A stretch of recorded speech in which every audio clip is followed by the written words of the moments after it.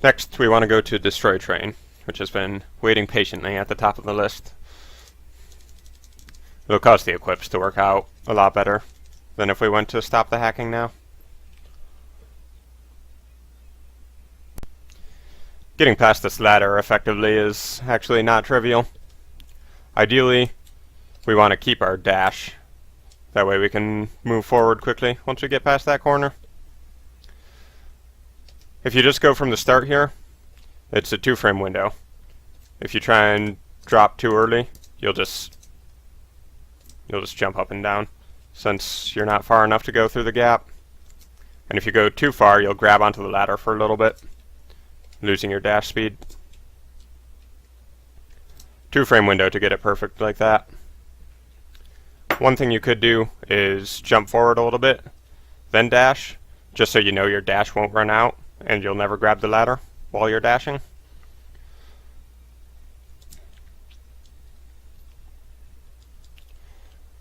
To drop down, you just need to be holding directional down and then press jump as you go over it. You do not need to time the down input, only the jump.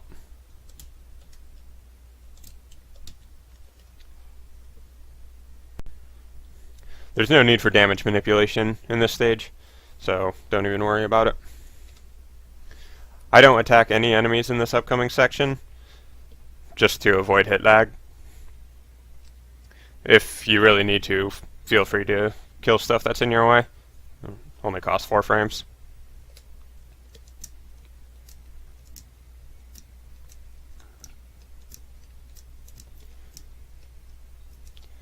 With these cables, they'll only hit you if you touch the tip. So you can jump through the actual cord, no problem.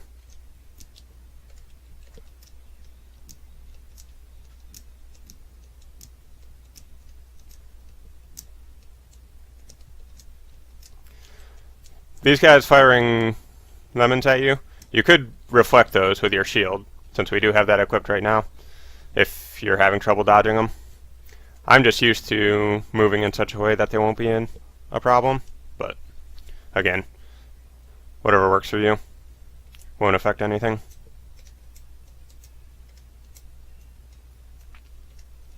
This is a weird spot for a save state. Okay.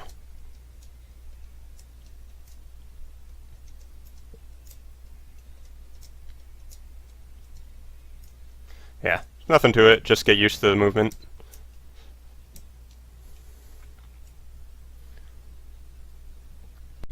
We're going to want to start charging our shield for the mini-boss coming up, so you'll have to do a couple more shield dashes.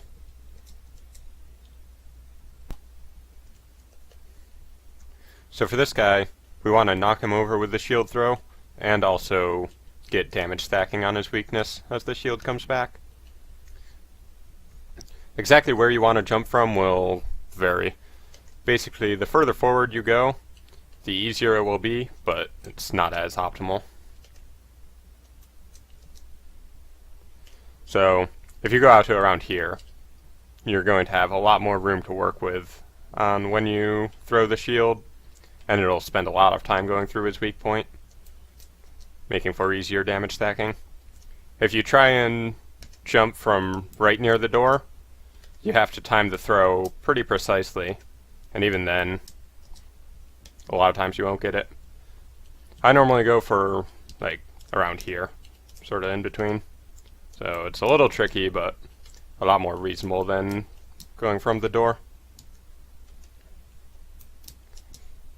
You have to wait longer in your jump before you throw, the closer back to the door you are. I use like these lines here as around where I want to throw.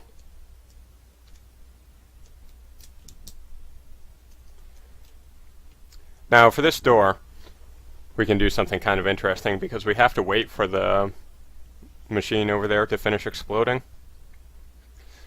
There's a lot of different ways to go through doors, as you know. Like you can walk into them, or dash into it, or jump in. But for this one, since we've got so much time to set up, we can slide on the wall and then drop down and kind of moonwalk through it, which is not only pretty stylish, but could even save you a frame. Because hitting the door in that particular manner is actually like as close to the door as you can possibly be. So you'll end up further on the far side than you generally would from any other method.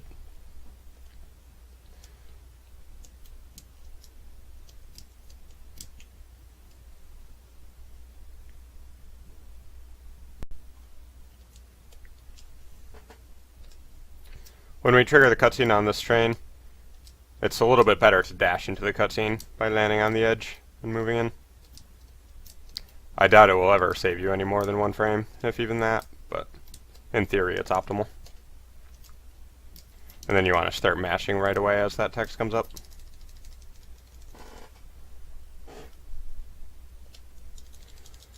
The second set of text is not as important to mash quickly through, just because you have to wait for the train to move a certain distance before you gain control anyway. But for the first set, the train doesn't start moving until you get through it, so you definitely want to be on point with the mashing right as you hit the cutscene. Now you can buffer inputs out of this cutscene, so you can just hold dash jump and right so that you start moving as soon as you gain control. But for the purposes of timing your wall kick off here, you will want to have a good sense of when you're going to gain control. The reference I use is when that wall in the background is like going off screen. That's around when you'll be gaining control. A little bit before you gain control. So after it's gone, you've got a moment, and then you can start moving. Movement on top of here is pretty basic. You just want to avoid the enemies. You can hit them with jump slashes as you go through, if you feel like you're low on saber experience.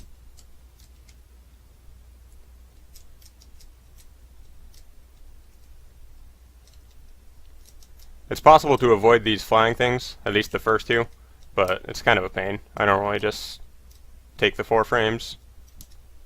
That third one is, as far as I know, unavoidable. You have to kill it if you don't want to stop. I'm not sure how carefully I tested that, though.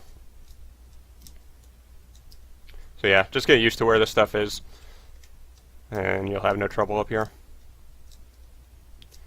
For these guys, we just take a damage boost. Make sure to damage boost into their body instead of the spiky thing, since they only do 1 damage if you hit their body. So just dash into it, your iframes will last long enough, and get into the door. I equip the triple rod over my shield, so I'm keeping my saber out. That's going to help in the next stage. There is a slightly different way you could do the equip, though. You could go with triple rod plus shield, which, in theory, might be able to save you some time, but in practice, I don't think it's humanly practical. I'll explain what that would be about during the boss fight. For this door, you absolutely do not want to dash into it. That's bad. We want to be close to the boss on the other side of that door when the fight starts, so every few pixels matters. Instead, just jump and land right in front of it and walk in. If you hit it in the air, that doesn't actually make a difference for this door. So, as long as you don't dash into it, you're fine. It'll be the same every time. Interestingly, you don't have to mash through this text, though I normally do anyways.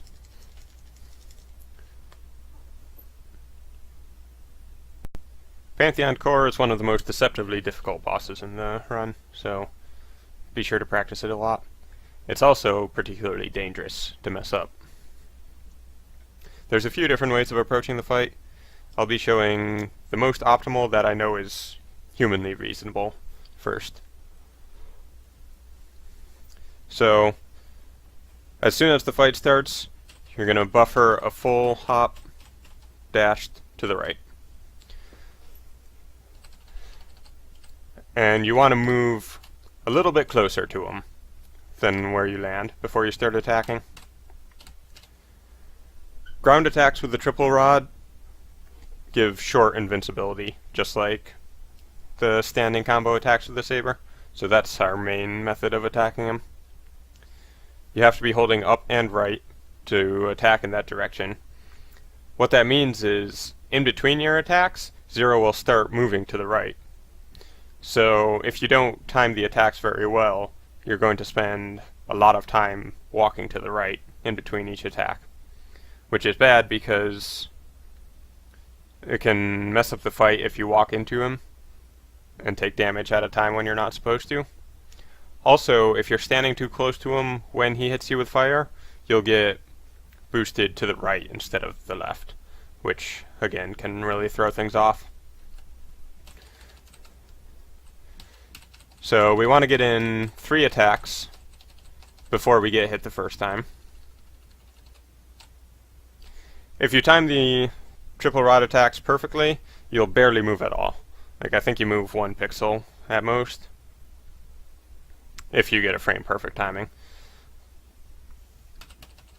But most of the time you'll move a little bit more than that, especially in the longer cycles. So we want to get boosted back by this fire. Where I'm standing here is around the limit to how close you can be and still get pushed backwards by the fire. Much closer than this and you're going to get pulled in when you get hit.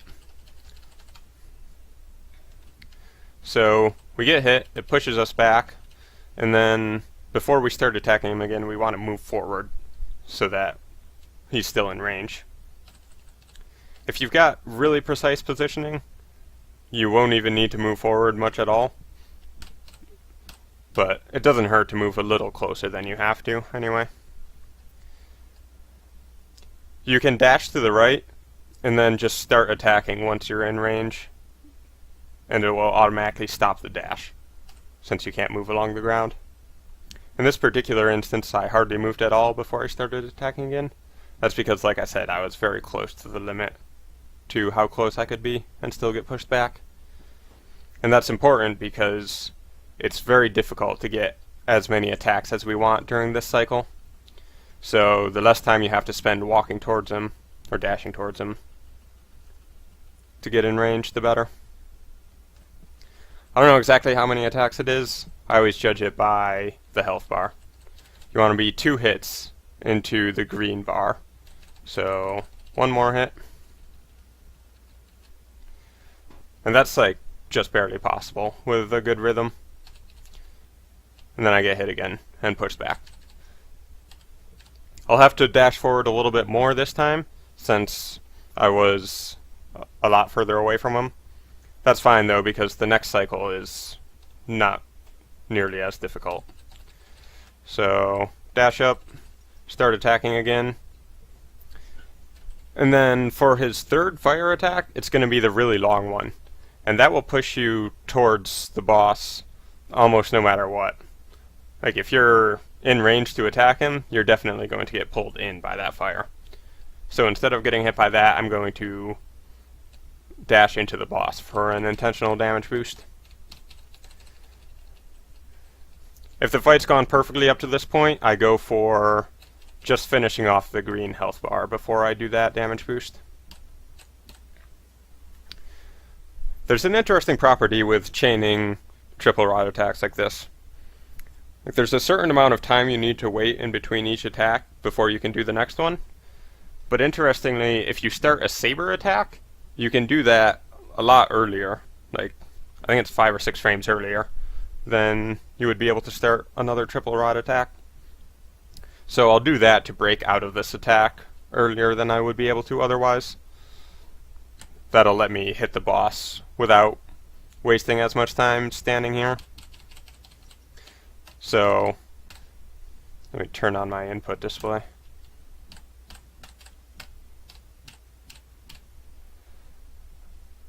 I press B for the saber and dash together and do a quick dash attack. Take the damage boost. I can ignore the fire, and then I just start attacking him again.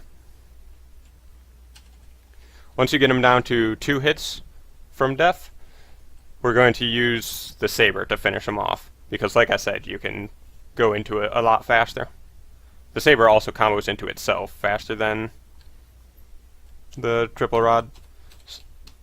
Normally the saber attacks wouldn't hit, or else we'd use those instead, but once this platform starts rising, we can switch to that no problem and kill him before we get crushed by the spikes, which thankfully become ineffectual after he's died.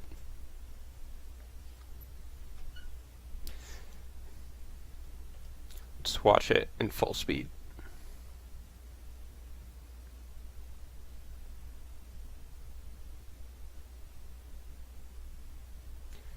Now there's something interesting that can happen here. If you're too far to the left, when this platform starts rising, you won't actually ride up on top of it. You'll get pushed off to the left and you won't be able to hit the boss from there. Basically that will only happen if you have a really good attack rhythm after when you do the damage boost. The damage boost will always put you in around the same spot, so the only real variable is how much you walk forward during that last cycle. If you find you're consistently being pushed off the platform to the left, there is a different strategy you can use to make up for it. Let's see. So you go through the beginning stuff the same, and then here, instead of dashing into him, you would do a dash jump into the boss. And for the same reason that you go through doors and cutscenes differently, you will have a thinner hitbox if you jump into him than if you dash into him, which means you'll be further to the right afterwards. So you'll never have problems with getting pushed off the platform. There are two downsides. The first is that you can't cancel with the saber into a jump, so you might lose a few frames there. The second downside is that you'll be closer to the boss, so you're more likely to accidentally walk into him if your rhythm is a bit slow. So whichever you find is working for the way you attack, that's what you should go for. Both are perfectly viable. I normally go for the dash attack, but if I got pushed off the platform more often, I would change that.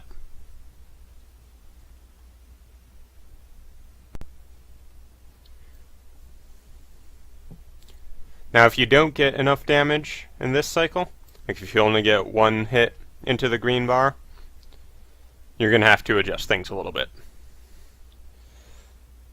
So first of all, you'll have to do the damage boost into him one attack earlier.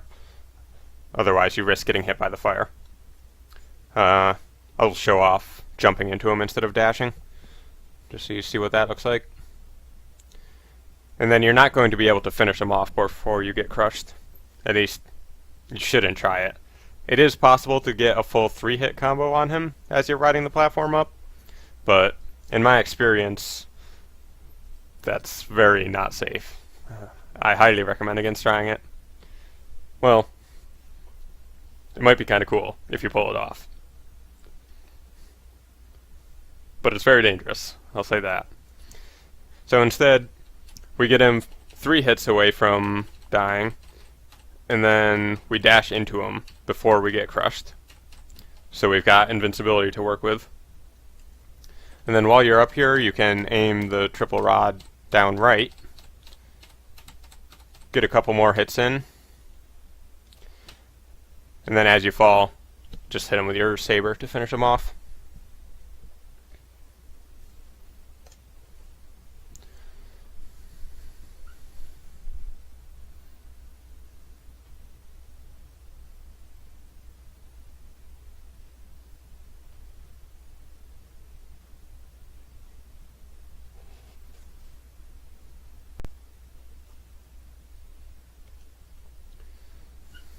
Now, if you do get pushed off the platform,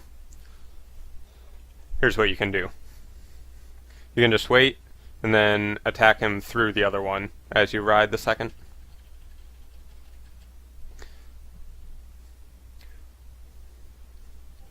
Or, if he's got 3 health bars remaining, then you can just dash into him. You'll have to start the dash before you can actually make it over that other platform. That way you don't get crushed right as you get up there. But you don't have to worry about getting crushed during the dash, because you'll be shorter, so you won't hit the spikes.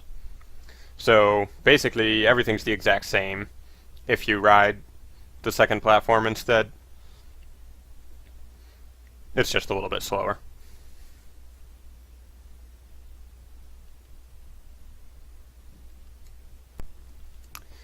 If you do go too close to them and you get pulled in by the fire instead, don't panic. Just move back into position and start over. You'll be a little bit behind, so you won't be able to get the quick kill for sure, but it won't really mess up anything other than that. Reacting to it properly in the moment, though, can be a bit tricky. Now, here's a slightly easier way of doing the fight. You won't ever be able to get the quick kill like this, in my experience, but it's only a little bit slower. It also doesn't cost as much health, so if you go into the fight with less than a normal amount, this is a good alternative. So instead of getting close to him before we start our first attacks, we're going to attack him from far away, as early as we can. Interestingly, if you start a triple rod attack while in the air, but it doesn't actually come out and hit the boss until you hit the ground, then it counts as a ground attack and gives short invincibility.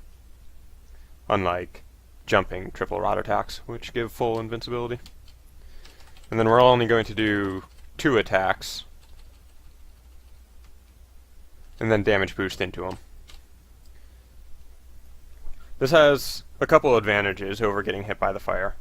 One, it doesn't require precise positioning, since you have no risk of getting boosted forwards, and you don't have to worry about getting boosted too far away to actually hit the boss from. You always end up in the same pretty favorable spot. And then from there, we get him down until he's at the green health bar, no lower than that, and take another damage boost. Then when he's 2 hits away from the yellow health bar, 1 more hit, and then we just end like normal. Like I said, you'll never be able to finish him off with the saber unless you go for like the crazy 3-hit saber combo. But it is a bit easier, and like I said, costs a lot less health. Now I mentioned that there was a different way of doing the equips, where you would have your shield out instead of the saber. So you'd have shield and triple rod. Basically the idea is identical to fighting a boss with sword and shield, in that you hold the shield button to cancel the triple rod combo as early as possible, and then you can start another one right away. In my experience, that's not humanly viable. I could not get the rhythm good enough that I wouldn't walk forward too much all the time. The reason for that is when a triple rod attack is ending normally, you start walking really slowly at first, and during that time you can start another attack without moving too far forward. But if you cancel it with the shield, you start moving at full speed right away.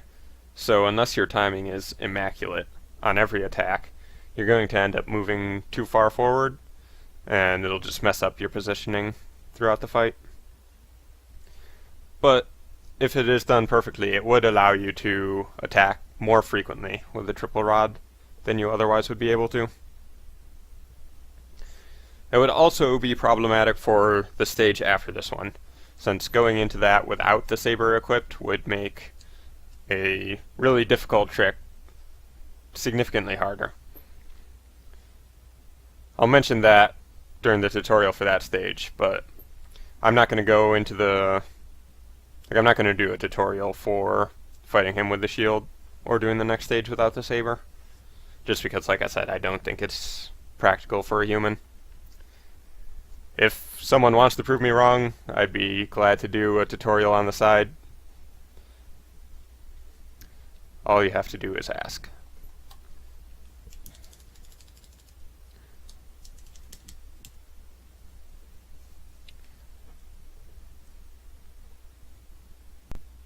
55 is what you should look for in this stage with a perfect run with my strats.